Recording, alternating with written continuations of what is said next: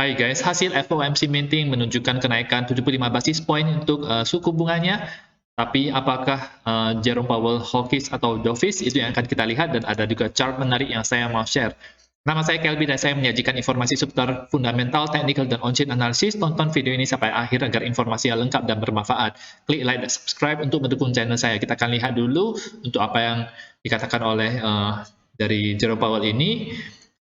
Kenaikan suku bunga sebesar 75 basis point ya seperti yang diprediksi itu sudah terjadi mereka, tetapi Jerome Powell dari speech-nya itu mereka memberikan indikasi bahwa kalau misalnya kita menilai bahwa ini sudah terjadi pivot, itu menurut mereka itu prematur ya, jadi masih terlalu awal.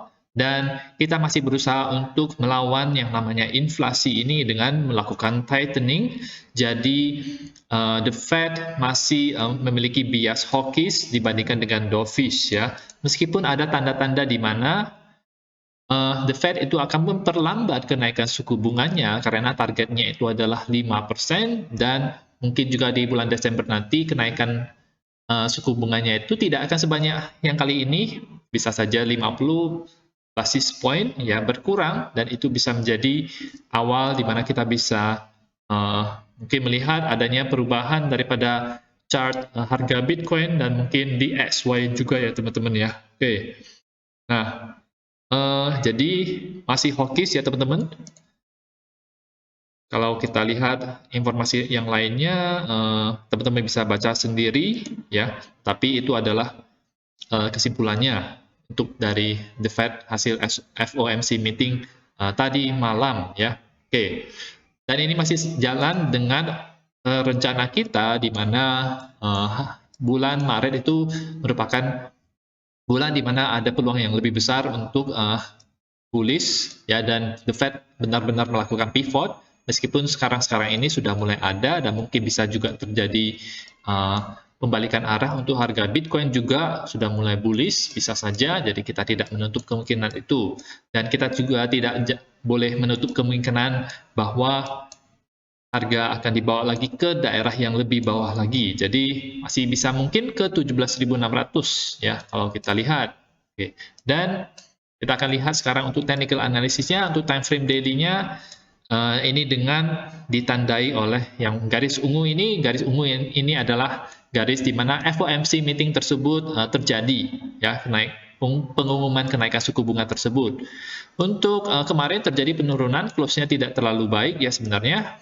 Jadi break daripada low 20 ribuan, low 20.200 maksud saya, tetapi berhasil bertahan di atas 20.150. Hari ini terjadi kenaikan untuk pasar Asia. Untuk indikatornya itu ada terjadi bounce, tapi dari MACD kemungkinan bisa terjadi crossover ke bawah yang bearish. Untuk time frame yang lebih kecilnya 4 jam kita lihat. Oke. Kita tunggu ya teman-teman. Oke, belum muncul saja. Oke, maaf ini internetnya agak lambat. Oke, kita lihat dulu untuk DXY-nya bagaimana. DXY ini kelihatannya akan mulai bullish kalau dilihat dari MACD crossover-nya yang akan mungkin terjadi ke atas, dan ini juga ada sedang mencoba untuk bertahan di atas 50 ya. Untuk dari price action-nya sendiri ini sekarang berada di daerah 61,8. Sepertinya kalau kita tarik Fibonacci-nya betul di daerah 61,8, jadi kemungkinan akan turun dulu dari situ. Itu yang menyebabkan harga Bitcoin itu bisa naik dulu karena berada di titik yang kritis. Penting di sini kalau misalnya kuat tembus ke atas, maka dia bisa ke 113 untuk DXY, ke bawah dia akan retest ke 109 ya. Oke. Masih belum tahu arahnya untuk hari ini ya. Kita balik lagi ke time frame 4 jam untuk Bitcoin. Time frame 4 jam dia mulai bearish karena berada di bawah 50, dan MACD-nya ini mengarah ke bawah sebenarnya untuk time frame 4 jamnya. Apakah ada potensi crossover? Bisa juga, tetapi sekarang posisinya lagi ada di bawah 0 untuk MACD, jadi lebih bearish untuk time frame rendahnya sebelum kita melihat mungkin adanya semacam V-shape recovery, itu bisa menjadi tanda baik bahwa bullish untuk Bitcoin. Nah, kita lihat kalau ini alasan kenapa kita tidak mau trading futures ketika ada event atau ada berita yang besar, itu karena market akan sangat volatile, jadi dibawa dulu atas setelah pengumuman 75 basis point tersebut, 20.800, habis itu setelah pengumuman speech daripada Jerome Powell dibawa ke bawah ya 20.200, tetapi candle yang kali ini kalau misalnya bisa close dengan candle yang ini bisa close dengan hijau, maka itu bisa menjadi tanda awal bullish ya. Jadi masih di sini-sini saja, sebenarnya tidak terlalu bagaimana banget ya. Kalau untuk Nasdaq gimana, kita lihat sebagai perbandingan untuk time frame 4 jamnya dia menembus daerah support ini, tapi belum membuat lower low untuk 10.400-an. Jadi ini masih semacam ada potensi inverted head and shoulder, jadi ini bagus untuk Nasdaq-nya. Kalau misalnya dia gagal bertahan di atas 10.500-an ini, maka dia bisa akan ke bawah lagi ya. Itu yang tidak kita inginkan, malah melemah sebenarnya kalau tembus di bawah 10.500. Oke.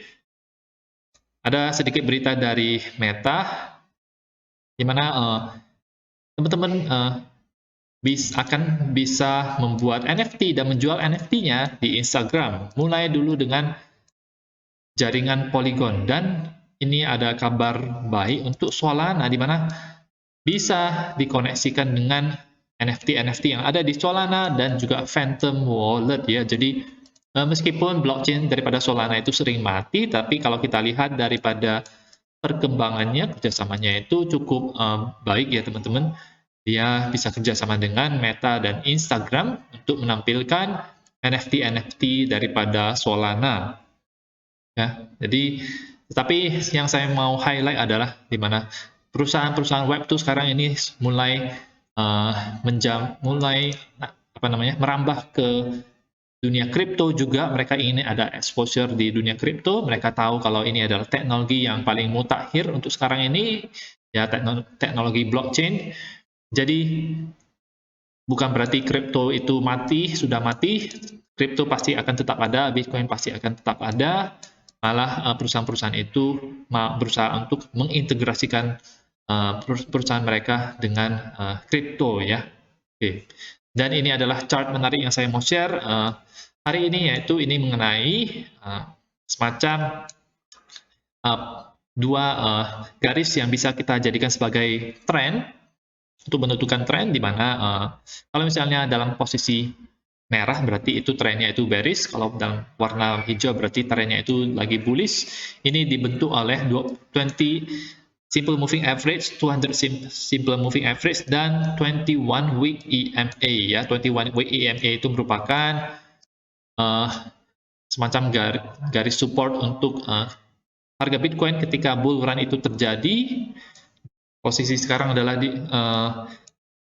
dalam posisi merah, tetapi kalau kita melihat adanya crossover dari 21 week EMA itu ke atas ya, maka itu bisa menunjukkan bahwa bull run itu mulai terjadi lagi, seperti terakhir kali itu di 28 September, tapi itu cuma sebentar aja. Yang cukup kuat itu adalah di tahun 2020, di bulan Mei ini ada crossover yang cukup kuat dan harga Bitcoin bisa bertahan di atas dua garis ini. Jadi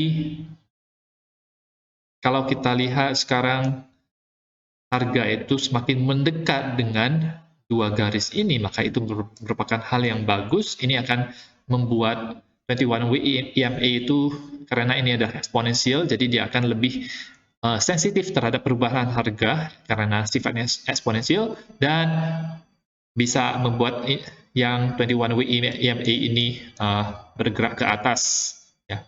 Nah, itu saja informasi untuk hari ini, semoga bermanfaat. Teman-teman bisa dukung channel saya dengan klik like dan subscribe.